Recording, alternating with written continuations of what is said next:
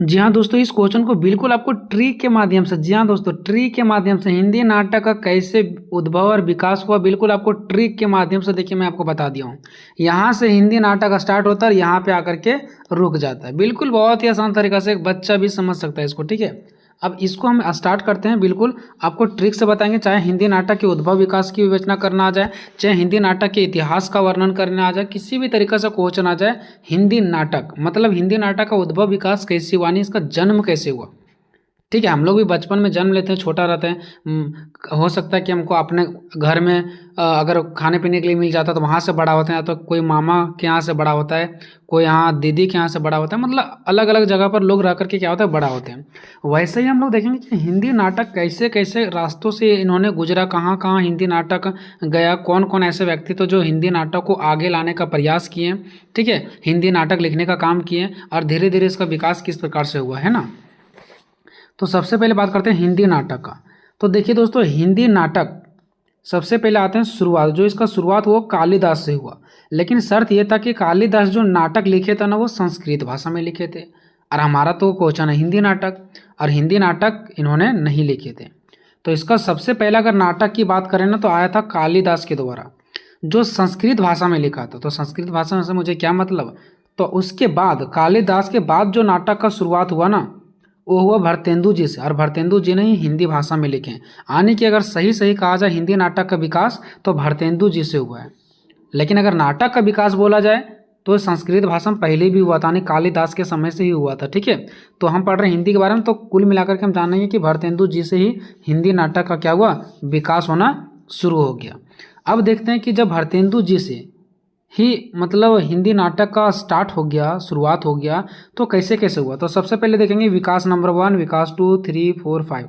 पहला विकास हुआ भरतेंदु युग से, यानी भरतेंदु जी ने ही इसको हिंदी नाटक को तरह तरह से हिंदी नाटक लिखे हैं, इसका विकास किए, है ना, लोगों तक पहुंचाएं, हर चीज़ों को नाटक के माध्यम से दिखाते थे। अगर कोई भी चीज़ लोगों को सिखाना होता था तो नाटक करके सिखाते थे। अभी हम लोग जिसको प्रोग्राम नहीं बोलते हैं, प्रोग्राम करना, जैसे अभी 26 जनवरी आता है, 15 अगस्त आता है, तो हम लोग प्रोग्राम करते हैं और उसके माध्यम से लोगों को सीख देते हैं। वैसे ही वो लोग नाटक के माध्यम से सीख दिया करते थे और नाटक को आगे लाने का काम करते थे, नाटक को विकास करने का रास्ता देते थे, ठीक है, नाटक को विकास करवाते थे।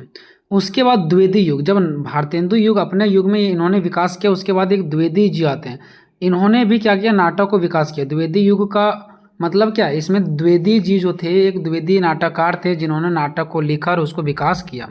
जब द्विवेदी युग खत्म हो गया उसके बाद आया प्रसाद युग। जैसे द्विवेदी युग में नाटक खत्म हुआ, उसके बाद का जो युग है, उसके बाद जो संभालने का काम किया, उसके बाद जो नाटक को आगे लाने का काम किया, वो प्रसाद जी ने किया, इसलिए इसका नाम प्रसाद युग पड़ गया। उसके बाद प्रसादोत्तर युग, यानी उसी का थोड़ा थोड़ा प्रभाव यहाँ पर भी रहा, प्रसाद जी का ही थोड़ा थोड़ा प्रभाव रहा प्रसादोत्तर युग में।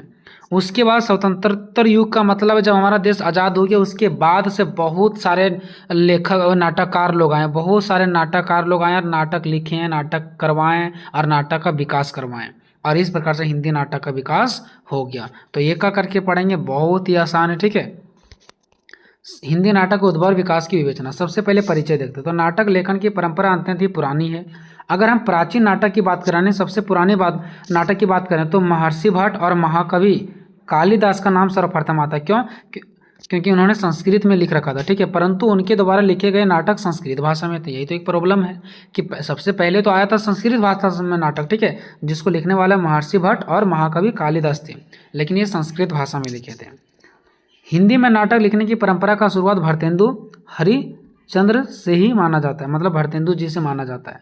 भरतेंदु जी को हिंदी नाटक के जन्मदाता के रूप में जाना जाता है, क्योंकि इन्हीं के काल से हिंदी नाटक सामने देखने को मिल रहा था। नाटक में क्या होता है दोस्तों, काव्य, चित्र, संगीत, वस्तु जैसे कई कलाओं का योगदान होता है। संगीत दिखाया जाता है, चित्र दिखाया जाता है, कभी जैसे हम लोग प्रोग्राम करते हैं तो कभी घोड़ा बन जाता है, कभी कोई कुछ बन जाता है, कभी कुछ झांसी की रानी बन जाती है, तो चित्र वगैरह ये सब चीज़ दिखाया जाता है नाटक में, ठीक है।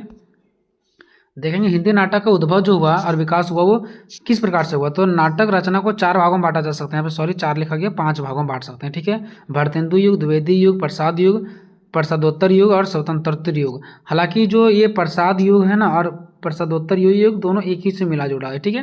तो ये टोटल 5 प्रकार के हम इसको अलग अलग युग में बांट सकते हैं। अब एक करके देखते हैं कि भारतेंदु युग क्या था, द्विवेदी युग क्या था, प्रसाद युग क्या है, और प्रसादोत्तर युग क्या है, और स्वतंत्रोत्तर युग क्या है। पहला आता है भारतेंदु युग। तो देखिए, भारतेंदु हरिश्चंद्र का जन्म 1850 में हुआ। भारतेंदु हिंदी नाटक के जन्मदाता ही नहीं, वो अपने युग के सर्वश्रेष्ठ नाटककार भी थे। मतलब जैसे ही इनका जन्म हुआ और यहीं से हिंदी नाटक का भी क्या हुआ, स्टार्ट हुआ। अब जैसे जन्म लिए वैसे नहीं, मतलब थोड़ा सा जब ये हिंदी नाटक लिखने लायक हो गए, उसके बाद से हिंदी नाटक को जन्म देने वाला इसी को माना गया, क्योंकि यहीं से स्टार्ट हुआ था। ठीक है, भारतेंदु जी से ही स्टार्ट हुआ था। इससे पहले संस्कृत नाटक का प्रभाव अधिक था। इससे पहले तो संस्कृत भाषा में लिखा गया था और हिंदी में नाटक लेखन की परंपरा नहीं थी, और उस टाइम हिंदी नाटक लिखने की परंपरा नहीं था। ठीक है, हिंदी नाटक की शुरुआत भारतेंदु हरिश्चंद्र से ही मानी जाती है। यानी जो हिंदी नाटक का शुरुआत हो किसके कहाँ से हुआ था, तो भारतेंदु युग से हुआ था। ठीक है, जिन्हें आधुनिक हिंदी साहित्य का जनक कहा जाता है। जिससे आधुनिक हिंदी साहित्य यानी अभी के समय, आधुनिक मतलब कि अभी के समय में जो हिंदी नाटक देख रहे हो वो किसका देन है, भारतेंदु जी का तो ही देन है ना, इसलिए इसका आधुनिक युग कहा जाता है। ठीक है, इसका एक प्रसिद्ध नाटक था भारत दुर्दशा और अंधेर नगरी। अब देखिए दोस्तों, जो भारतेंदु जी थे ना, वो अपने नाटक को आगे बढ़ाने का काम किया और नाटक लिखने का काम किया। उसमें से इन्होंने 2 नाटक लिखा, एक भारत दुर्दशा और एक अंधेर नगरी। ये सब नाटक तब लिखा जा रहा था, ये तब नाटक विकास हो रहा था जब हमारा देश अभी आज़ाद नहीं हुआ था। तो इन्होंने उसी समय जब हमारा देश आज़ाद होने वाला था, उस टाइम इन्होंने नाटक लिखा भारत दुर्दशा, यानी भारत पर लिख दिया। भारत कैसे अंग्रेजों के गुलाम था, क्या है नहीं है, उस पर लिख दिया। अंधेर नगरी, अंधेर नगरी का मतलब है कि जिस देश में राजा आंधर हो, वहाँ का सरकार आंधर हो, जनता के लिए कुछ ना करे, वो पूरी चौपट हो जाता है। इनका ये कहना था। ठीक है, तो उस टाइम ये 2 नाटक लिखे, भारत दुर्दशा और अंधेर नगरी। देखते हैं भारत दुर्दशा में इन्होंने क्या लिखा। तो इन्होंने एक जो पहला नाटक था भारत दुर्दशा, इसमें इन्होंने ये लिखा कि भारतेंदु हरिश्चंद्र द्वारा रचित एक महत्वपूर्ण नाटक, मतलब भारत दुर्दशा जो है वो भारतेंदु जी के द्वारा एक रचित यानी लिखित एक महत्वपूर्ण नाटक है। इसमें उन्होंने भारत की तत्कालीन स्थितियों का चित्रण किया, यानी भारत के बारे में उन्होंने लिखा। नाटक में भारत की दुर्दशा के लिए ब्रिटिश शासन और आपसी कलह को मुख्य कारण बताया। उन्होंने ये बताया, नाटक में ये चीज़ लिखा कि जो ब्रिटिश शासन है कैसे भारत को गुलाम बना रहा है और भारत के लोग उसके जाल में फंस रहे हैं। यही दोनों के बीच में जो कलह हो रहा है, जो झगड़ा हो रहा है, इसके मुख्य कारण को उसमें उजागर किया, उसमें लिखा, उसमें नाटक में प्रदर्शित किया। ठीक है, भारतेंदु ने भारतवासियों से इस दुर्दशा पर रोने और इसे समाप्त करने का आह्वान किया। देखो, भारतेंदु जी ने नाटक के माध्यम से भारतवासियों को ये कहा कि इस दुर्दशा को रोका जाए, किसी भी तरीक़ा से इस जो लड़ाई झगड़ा इसको रोक लिया जाए। ठीक है, इसको समाप्त कर दीजिए, और आग्रह किया लोगों से कि ऐसे लड़ाई मत लड़िए। ठीक है, उसके बाद अंधेर नगरी, दूसरा इसका रचना अंधेर नगरी। यह भी भारतेंदु जी का ही एक रचना थी, जिसमें उन्होंने दिखाया कि जहां न्याय और अन्याय में भेद नहीं होता हो, मतलब कोई लोग गलत कर रहा है, कोई लोग सही कर रहा है, तो गलत को गलत तरीका से और सही को सही तरीका से देखना चाहिए। लेकिन वहाँ का सरकार तो सोई हुई है। तो जो न्याय और अन्याय में कोई भी भेद नहीं करता हो, मतलब न्याय को न्याय नहीं दिलाता हो, अन्याय को सजा नहीं दिलाता हो। ठीक है, तो वहाँ क्या होता है ना, वहाँ की प्रजा को राजा की मूर्खता के कारण कष्ट सहना पड़ता है। तो वहाँ के प्रजा का मतलब वहाँ के लोगों को राजा की मूर्खता मतलब उस सरकार के मूर्खता के कारण लोगों को कष्ट झेलना पड़ता है। नाटक के माध्यम से उन्होंने जन चेतना को जागृत करने और अन्यायपूर्ण शासन के खिलाफ आवाज़ उठाने का संदेश दिया। वो नाटक के माध्यम से लोगों तक जागृत करते थे, लोगों के चेतना को बढ़ाते थे कि कैसे हम लोगों को सतर्क रहना है, कैसे हमारे मतलब अपने आप को विकास करना है। ठीक है, और कैसे हमें अगर कोई हमारे ऊपर अन्याय कर रहा है तो उसके खिलाफ लड़ाई लड़ना है। अगर हमारे ऊपर कोई अन्याय कर रहा है तो कैसे उसके खिलाफ क्या करना है, लड़ाई लड़ना है। क्योंकि उस टाइम अंग्रेज हमारे क्या थे, खिलाफ थे। अंग्रेज क्या कर रहे थे, हमारे विरुद्ध वो लोग हमारे ऊपर शासन कर रहे थे, तो उस सबसे कैसे लड़ाई लड़ना वो भी ये सब चीज़ों में बता रहे थे। ठीक है, यानी नाटकों के माध्यम से।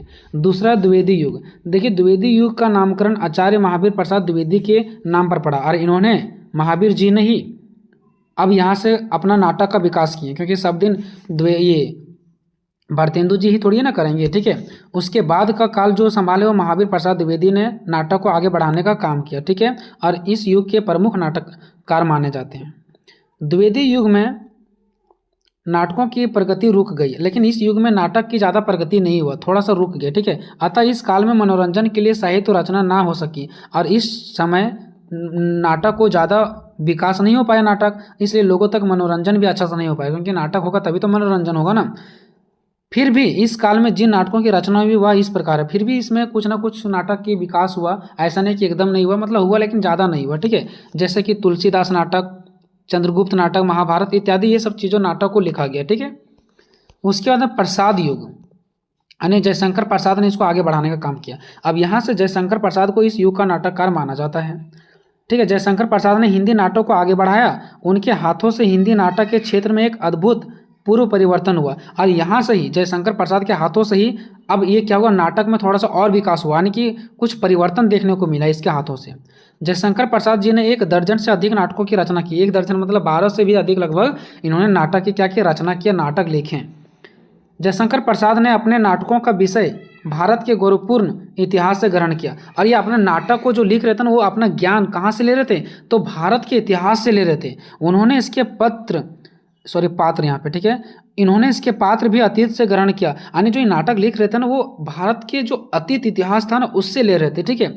अपने प्रत्येक नाटक में एक उत्कृष्ट नारी चित्रण का चित्रण किया, ठीक है। यानी कि हर एक नाटक में, ये जितना सारा नाटक लिखा है ना वो हर एक नाटक में उन्होंने क्या किया, नारी चरित्र की चित्रण किया, नारियों के बारे में बताया, नारियों की क्या किया, चरित्रों की चित्रण किया, उसमें हर एक नाटक में नारियों के बारे में बताए हैं, ठीक है, यानी महिलाओं के बारे में। नेक्स्ट है प्रसादोत्तर युग, ठीक है, प्रसादोत्तर युग। अब देखते हैं कि प्रसादोत्तर युग क्या है, ठीक है। तो प्रसादोत्तर युग में प्रसाद जी के द्वारा क्या हुआ, इसको आगे बढ़ाया गया। तो प्रसाद के उपरांत हिंदी नाट्य साहित्य में जिन नवीन प्रवृत्ति का आगमन हुआ उसे प्रसादोत्तर युग के नाम से भी अभिहित किया गया, मतलब जाना गया। नेक्स्ट है प्रसादोत्तर नाटककारों में सर्वाधिक चर्चित व महत्वपूर्ण नाम लक्ष्मी नारायण मिश्र का है, लेकिन इसमें सबसे ज़्यादा जो यानी कि चर्चित नाम है, जो चर्चा के विषय में आया है वो क्या है, लक्ष्मी नारायण मिश्र का नाम आता है। किसमें, तो प्रसादोत्तर युग में, ठीक है। और यहाँ भी थोड़ा मोड़ा नाटक का विकास हुआ। नेक्स्ट है स्वतंत्रता युग, यानी आज़ादी के बाद का युग। स्वतंत्रता मतलब क्या, स्वतंत्रता के बाद का युग, यानी जब हमारा देश आज़ाद हो गया उसके बाद कैसे विकास हुआ। तो हिंदी साहित्य के इतिहास में स्वतंत्रता प्राप्त का वर्ष 1947 अत्यंत महत्वपूर्ण है। मतलब हिंदी साहित्य के इतिहास में अगर मैं बात करूं तो हमारे देश की जो आज़ादी है वो बहुत ही अत्यंत महत्वपूर्ण है।